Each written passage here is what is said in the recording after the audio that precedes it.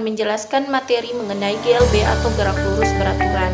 Nah, sebelum kita memasuki materi GLB, maka yang pertama kita harus mengetahui dulu konsep atau kompetensi dasar, indikator, dan tujuan pembelajaran yang ingin kita capai pada materi gerak lurus beraturan. Adapun kompetensi dasarnya ialah menerapkan kinematika gerak lurus dalam kehidupan sehari-hari.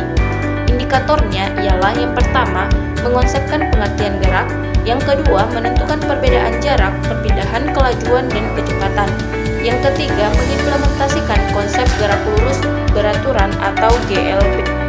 Adapun tujuan pembelajarannya, yang pertama adalah peserta didik mampu mengonsepkan pengertian gerak. Yang kedua, peserta didik mampu menentukan perbedaan antara jarak, perpindahan kelajuan dan kecepatan. Yang ketiga, peserta didik mampu mengimplementasikan konsep gerak lurus beraturan atau GLB. Nah, langsung saja kita masuk ke materi gerak lurus beraturan. Yang pertama adalah pengertian gerak lurus beraturan atau GLB, di mana pengertian gerak lurus beraturan adalah gerak lurus yang memiliki kecepatan tetap dan tidak adanya percepatan pada objek, sehingga nilai percepatan pada objek yang mengalami GLB atau gerak lurus beraturan adalah 0 atau A-nya sama dengan 0. Yang kedua adalah ciri-ciri sebuah benda mengalami GLB atau gerak lurus beraturan. Yang pertama, berada pada sebuah lintasan berupa garis lurus atau masih dapat dianggap sebagai lintasan yang lurus. Yang kedua, kecepatan benda tetap atau konstan. Yang ketiga, tidak mempunyai percepatan atau A-nya sama dengan 0. Yang keempat, pada kecepatan berbanding lurus dengan perpindahan dan berbanding terbalik dengan waktu. Nah, yang ketiga adalah rumus GLB atau gerak lurus beraturan. Nah, di sini rumus umum gerak lurus beraturan ialah V sama dengan S per T, di mana V adalah kecepatan dengan satuan kilometer per jam atau meter per sekon. S adalah perpindahan atau biasanya juga disebut sebagai jarak tempuh dengan satuan kilometer atau meter. T adalah selang waktu atau waktu tempuh, di mana satuannya adalah jam atau sekon. Nah, yang keempat adalah contoh soal mengenai gerak lurus beraturan. Nah, contoh nomor 1 adalah seorang pengendara mobil berkendara selama 30 menit sepanjang lintasan lurus dengan jarak 200 meter. Berapakah kecepatan dari atlet sepeda tersebut? Nah, di sini yang kita ketahui adalah S atau jaraknya sebesar 200 meter, T-nya sebesar atau selama 30 menit. Nah, yang ditanyakan adalah V atau kecepatannya. Maka rumus yang kita gunakan adalah V sama dengan S per T, di mana V sama dengan 200 meter per 30 menit. Jadi kecepatan dari atlet sepeda tersebut adalah 6 meter per sekon. Nah, untuk contoh soal nomor 2 mengenai gerak lurus beraturan ialah pesawat jet bergerak menuju bulan seperti pada data berikut ini. Nah, di sini kita akan menghitung berapa kecepatan saat T atau waktunya itu sama dengan 3 jam. Yang kedua, berapa kecepatan rata-ratanya. Nah, data yang pertama dengan jarak 500 km, waktunya adalah 1 jam. Yang kedua dengan jarak 1000 km dengan waktu 2 jam. Yang ketiga 1500 km dengan waktu 3 jam. Yang keempat 2000 km dengan waktu 4 jam. Yang kelima 2500 dengan waktu 5 jam. Jadi di sini solusinya adalah di mana V sama dengan S per T. Nah, V-nya itu sama dengan 1500 per 3 atau 1500 km per 3 jam. Jadi kecepatan saat T sama dengan 3 jam adalah 500 km per jam. Jadi kecepatan saat T sama dengan 3 jam adalah 500 km per jam.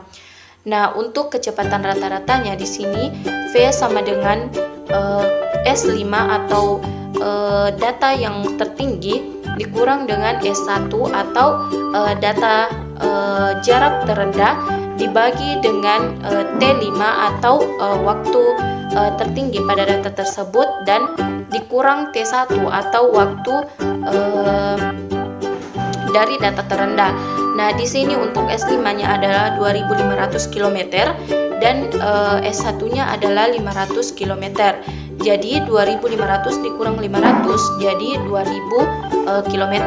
Dan untuk T-nya di sini T5-nya adalah 5 jam dan dikurang dengan T1 atau T1-nya sama dengan 1 jam. Jadi 5 dikurang 1 sama dengan 4 jam. Jadi 2000 km dibagi dengan 4 jam sama dengan 500 km per jam. Jadi kecepatan rata-rata pesawat jet tersebut adalah 500 km per jam. Kemudian yang terakhir adalah contoh penerapan gerak lurus beraturan dalam kehidupan sehari-hari. Yang pertama adalah saat kita menaiki motor di jalan yang lurus, maka kecepatannya berbeda dengan jika kita melewati jalan yang melengkung atau berbelok-belok. Nah, yang kedua adalah transportasi laut, di mana kapal laut yang mengarungi laut lepas akan bergerak pada lintasan yang lurus dengan kecepatan yang tetap.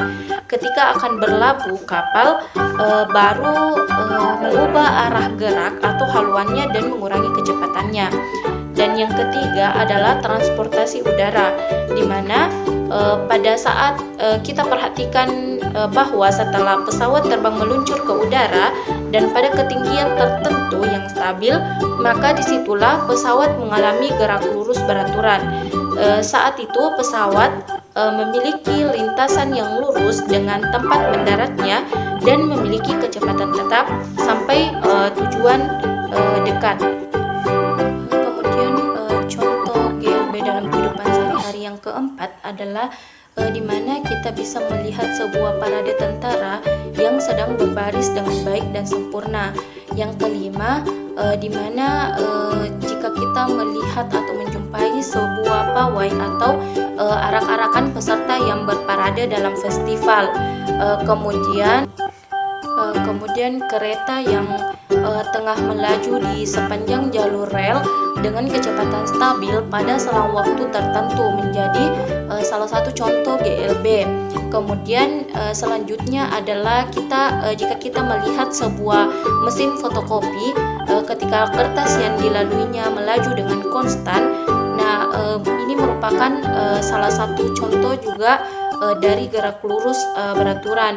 Kemudian di mana jika kita melihat suatu titik saat hambatan udara sama dengan berat penerjun payung yang belum membuka parasut di punggungnya, ia tidak akan mengalami percepatan dan jatuh dengan kecepatan tetap. Maka ini juga merupakan contoh gerak lurus beraturan. Kemudian contoh gerak lurus beraturan selanjutnya ialah di mana saat ada hambatan cairan kental sama dengan berat benda yang terjatuh ke dalam cairan kental tersebut, maka itu tidak mengalami percepatan dan jatuh dengan kecepatan tetap. Kemudian contoh selanjutnya adalah sebuah lift yang sedang melaju tetap saat berada di tengah perjalanan menuju ke atas atau ke bawah, bukan saat lift tersebut akan mulai bergerak dari suatu lantai atau saat menjelang berhenti. Kemudian contoh selanjutnya adalah adanya gerak pada jarum jam, di mana detik, menit, dan jam saat menyelesaikan satu putaran pada porosnya. Kemudian contoh GLB selanjutnya adalah di mana pergerakan bulan yang mengedari atau mengitari matahari pada satu kali periode dalam 30 hari juga menjadi salah satu contoh gerak lurus beraturan dalam kehidupan sehari-hari. Kemudian contoh yang terakhir adalah di mana adanya gerakan baling-baling pada kipas angin. Ini juga merupakan contoh gerak lurus beraturan dalam kehidupan sehari-hari. Berliku, sebenarnya jarak dan waktu yang kita butuhkan bertambah. Begitu juga kecepatannya pun akan berubah. Pada kondisi ini, mobil mengalami percepatan, yang artinya gerak benda adalah gerak lurus berubah beraturan atau GLBB. Lain halnya ketika mobil melaju di jalan tol yang lurus dengan kecepatan konstan, mobil tidak mengalami perubahan kecepatan. Pada kondisi ini, gerak yang dialami mobil adalah gerak lurus beraturan atau GLB. Tahukah teman-teman bahwa kedua mobil tersebut sama-sama melakukan gerak lurus? Jadi, gerak lurus terbagi dua, yaitu gerak lurus beraturan atau GLB dan gerak lurus berubah beraturan atau GLBB. Sebelum kita membahas GLB dan GLBB, apakah teman-teman tahu apa itu gerak? Benda dikatakan bergerak jika benda tersebut mengalami perubahan kedudukan. Besaran yang sering dipakai dalam gerak misalnya jarak, yaitu panjang seluruh lintasan yang ditempuh benda.